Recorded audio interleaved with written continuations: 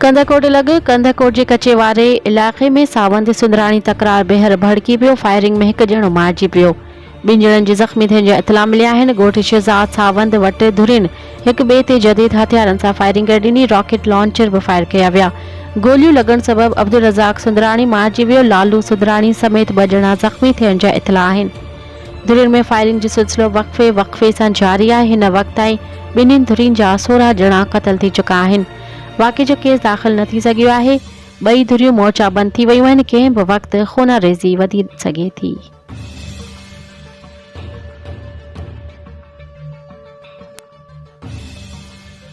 करमपुर भरिसां जमाल करमपुर पुलिस थाणे जी हद सैफल वारे इलाइक़े में कार सवार चौपाई माल जे वापारियुनि खां हथियारबंदनि पारां 35 लख रुपया फुर।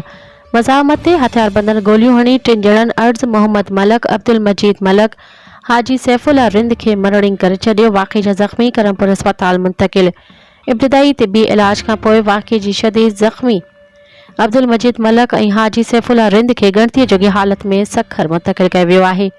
दर्जने हथियारबंद फुर दौरान मज़ामत ते सिधियूं गोलियूं हणी 3 माण्हुनि खे ज़ख़्मी करण बाद फरार थी विया। इतला बावजूद पुलिस वाक़े वारे हंध न पहुती ऐं न ई वाक़े जो केस दाख़िल थी सघियो। हर वक़्त आगाह रहण लाइ ॾिसंदा रहो JTN न्यूज़।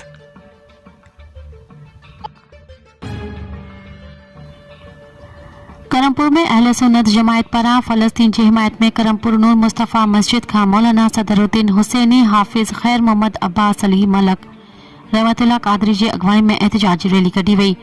रैली में शहरियुनि समेत इलाक़े वासियुनि समय माण्हुनि शिरकत कई। एहतजाजी रैली जे मौक़े ते इसराइल ख़िलाफ़ सख़्त नारेबाज़ी कई। रैली में शरीक अगवान ख़िताब कंदे चयो त इसराइल ज़ुल्म करे फ़लस्तीन जे मासूम ॿारनि ऐं शहरियुनि ते बमबारी करे उन्हनि जो क़त्ले आम करे रहियो आहे, जेका ज़ुल्म जी इंतहा आहे। असीं अक़वाम मुत्तहिदा इंसानी हक़नि जी तंज़ीमुनि खां मुतालबो कयूं था त इसराइल जे ज़ुल्म जो नोटिस वठी फ़लस्तीनियुनि ख़िलाफ़ ज़ुल्म बंदि करायो वञे।